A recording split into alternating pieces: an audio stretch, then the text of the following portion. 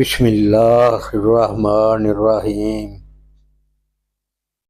خالق کائنات نے قرآن مجید میں اپنے ذکر کے ساتھ شکر کو بیان فرمایا ہے۔ ارشاد الہی ہے، ترجمہ: اور البتہ اللہ کا ذکر ہی سب سے بڑا ہے۔ اللہ تعالیٰ نے فرمایا، تم جو مجھے یاد کرو میں تمہیں یاد رکھوں گا، اور میرا شکر کرو ناشکری نہ کرو۔ فرمان الہی ہے، اگر تم شکر کرو اور ایمان لے آؤ تو اللہ تعالیٰ تمہیں عذاب نہیں دے گا۔ مزید فرمان ہے، اور ہم بہت جلد شکر کرنے والوں کو اجر دیں گے۔ اللہ تعالیٰ نے شیطان کے حالات بیان کرتے ہوئے فرمایا، میں ضرور ان کے لیے تیری سیدھی راہ پر بیٹھوں گا۔ مخلوق کے بارے میں شیطان طعنہ زن ہوا، اور تو اکثر کو شکر گزار نہیں پائے گا۔ اللہ تعالیٰ نے فرمایا، اور میرے شکر گزار بندے کم ہی ہیں۔ شکر کرنے پر اللہ تعالیٰ نے مزید عطا کرنے کا وعدہ فرمایا، اور بغیر استثناء کے یہ وعدہ فرمایا ہے، اگر تم شکر کرو گے تو میں زیادہ دوں گا۔ البتہ 5 باتوں میں استثناء موجود ہے: مالدار کرنے میں، قبول کرنے میں، روزی میں، مغفرت میں اور توبہ میں۔ اور اگر اللہ نے چاہا تو اپنے فضل سے جلد ہی تمہیں غنی کر دے گا۔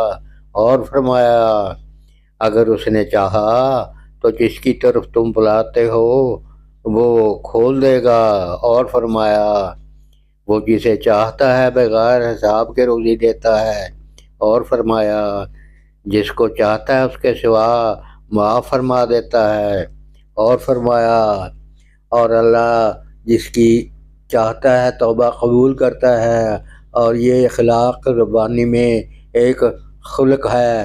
فرمایا، اور اللہ قدردان تحمل والا ہے۔ اللہ تعالیٰ نے شکر ہی کو اہل جنت کا پہلا کلام کہا، اور کہیں گے، سب حمدللہ کے لیے ہے جس نے ہم سے اپنا وعدہ سچا کیا۔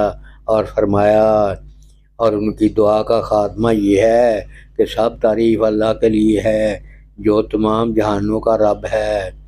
شکر کے سلسلے میں حضور پاک صلی اللہ علیہ وسلم کی بہت سی احادیث ہیں۔ ان میں سے چند یہ ہیں: حضور اکرم صلی اللہ علیہ وسلم نے فرمایا، کھانے والا شکر گزار اس روزے دار کی طرح ہے جو صبر کرنے والا ہے۔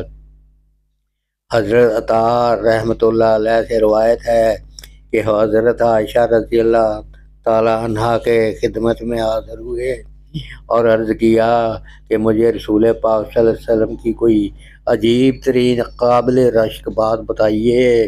وہ رو پڑیں اور فرمایا، ان کا کون سا حال عجیب ترین اور قابل رشک نہ تھا؟ ایک شب وہ میرے پاس تشریف لائے اور میرے بستر میں داخل ہوئے اور فرمایا، میرے لحاف میں، حتیٰ کہ ان کا بدن مبارک میرے بدن سے مس ہوا۔ پھر آپ نے فرمایا، اے ابو بکر کی بیٹی، مجھے جانے دو تاکہ میں اپنے رب کی عبادت کروں۔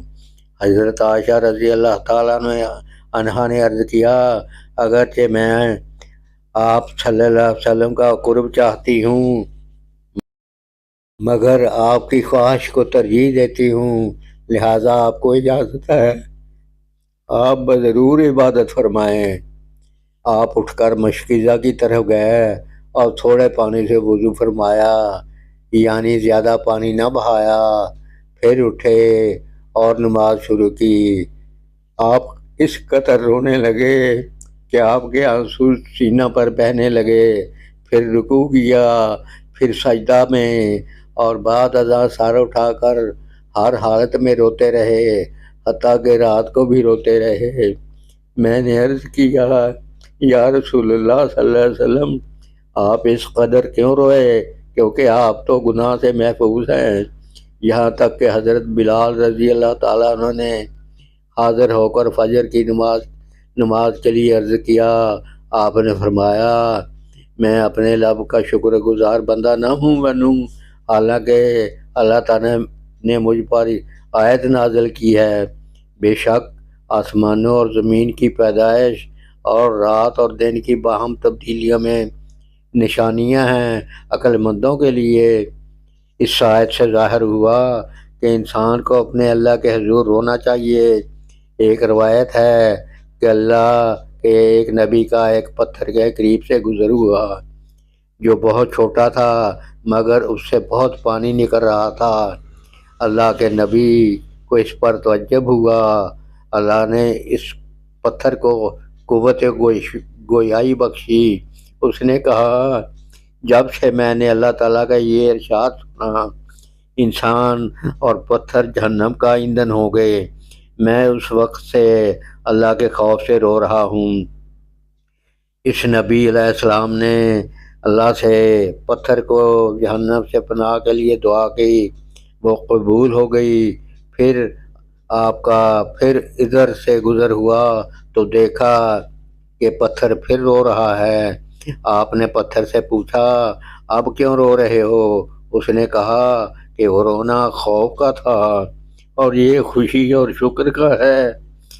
انسان کا دل بھی پتھر کی طرح ہے، بعض اوقات پتھر سے بھی زیادہ سخت ہوتا ہے۔ اس کی سختی اللہ کے خوف اور اس کے شکر سے کم ہوتی ہے۔ رحمت اللہ عالمین صلی اللہ علیہ وسلم نے فرمایا، قیامت کے دن کہا جائے گا، حمد کرنے والے کھڑے ہو جائیں۔ لوگوں کا ایک گروہ اس پر کھڑا ہو جائے گا، ان کے لیے ایک جھنڈا ہوگا، اس کے ساتھ جنت میں جائیں گے۔ آپ نے عرض کیا، یا رسول اللہ صلی اللہ علیہ وسلم، حمد کرنے والے کون ہیں؟ فرمایا، جو لوگ ہر حالت میں اللہ کا شکر ادا کرتے ہیں۔ اس مضمون کی دوسری روایت یہ ہے کہ جو ہر دکھ اور سکھ میں اپنے اللہ کا شکر ادا کرتے ہیں۔ فرمان نبی صلی اللہ علیہ وسلم ہے، اللہ کی چادر شکر ہے۔ اللہ نے حضرت ایوب علیہ السلام کی طرف وحی فرمائی کہ میں طویل باتوں کی بجائے اپنے دوستوں سے شکر کرنے پر راضی ہو گیا ہوں۔ اور صابرین کی تعریف میں فرمایا گیا، ان کا گھر جنت میں ہے، جس کے شکر کے وقت ان میں سے مزید شکر کا مطالبہ کرتا ہوں، میری طرف نظر رکھنے پر انہیں مزید نعمتیں عطا کرتا ہوں۔ جب فتوحات کے مواقع پر مال آیا تو مراد رسول سیدنا عمر رضی اللہ تعالیٰ عنہ نے آپ کے حضور عرض کیا، ہم کون سا مال لیں؟ نبی کریم صلی اللہ علیہ وسلم نے فرمایا، ذکر کرنے والی زبان اور شکر کرنے والا دل۔ اس حدیث سے ثابت ہوتا ہے کہ ہمیں مال کے بدلے شکر گزار دل کو پسند کرنا چاہیے۔ حضرت ابو ابن مسعود رضی اللہ تعالیٰ عنہ کا ارشاد ہے، شکر نصف ایمان ہے۔ شکر نصف ایمان ہے۔ شکر زبان، دل اور اعضائے بدن سے ہوتا ہے۔ دل کا شکر یہ ہے کہ نیکی کا ارادہ کرے اور مخلوق کے لیے بھی نیکی سوچے۔ زبان کا شکر یہ ہے کہ اللہ کا ادا کرنے کے لیے ان کلمات کو کہے جو شکر ادا کرنے کے لیے مخصوص ہیں، مثلا سبحان اللہ اور الحمدللہ۔ اعضاء کا شکر یہ ہے کہ انہیں عبادت الہی میں مصروف رکھا جائے اور برے کاموں میں استعمال نہ کیا جائے۔ آنکھوں کا شکر یہ ہے کہ جس مسلمان کا عیب دیکھیں تو پردہ رکھیں۔ کانوں کا شکر یہ ہے کہ جو عیب کی باتیں سنیں اسے راز میں رکھیں۔ یہ باتیں اللہ کے شکر میں داخل ہیں۔ اور ان کے علاوہ زبان کا شکر یہ ہے کہ اللہ تعالیٰ کی تقدیر پر راضی رہے، اسے یہی حکم ہے۔ آپ صلی اللہ علیہ وسلم نے ایک شخص سے پوچھا، کیسے ہو؟ اس نے کہا، اچھا ہوں۔ آپ نے مقرر سوال کو دہرایا۔ اس نے پھر کہا اچھا ہوں۔ آپ نے تیسری مرتبہ پھر دہرایا، پوچھا کیسے ہو؟ اس نے کہا الحمدللہ اچھا ہوں۔ تو آپ نے فرمایا میں یہی سننا چاہتا تھا۔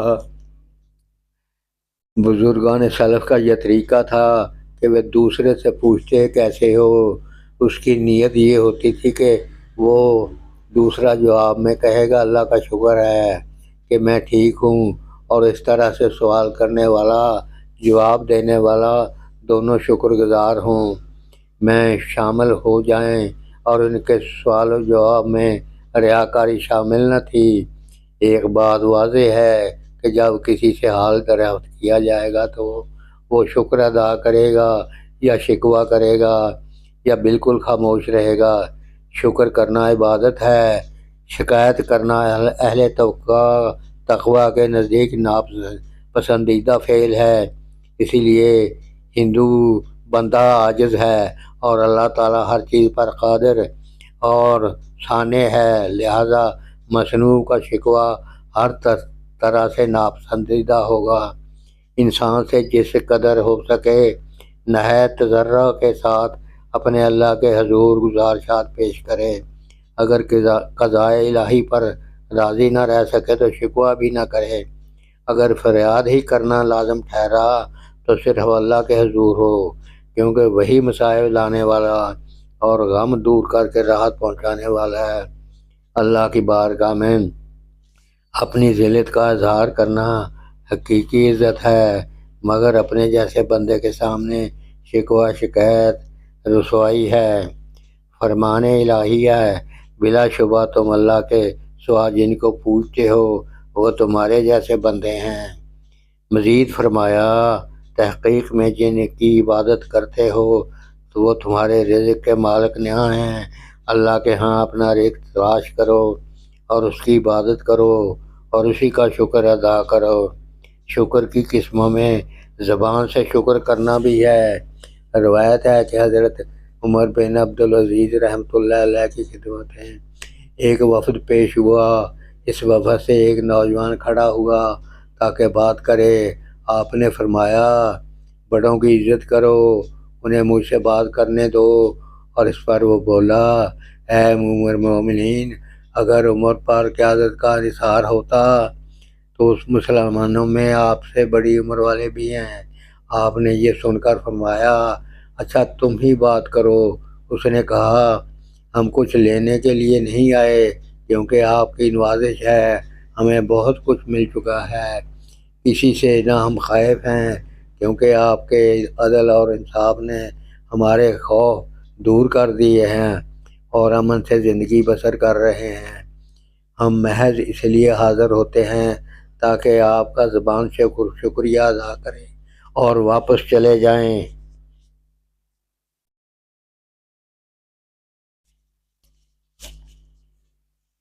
خشیت الہی اس خاکدان ارضی پر عرش بری کے آخری نمائندہ صلی اللہ علیہ وسلم نے فرمایا اللہ جل جلالہ نے ایک ایسا فرشتہ پیدا کیا جس کے دونوں بازو مشرق اور مغرب تک پھیلے ہوئے ہیں۔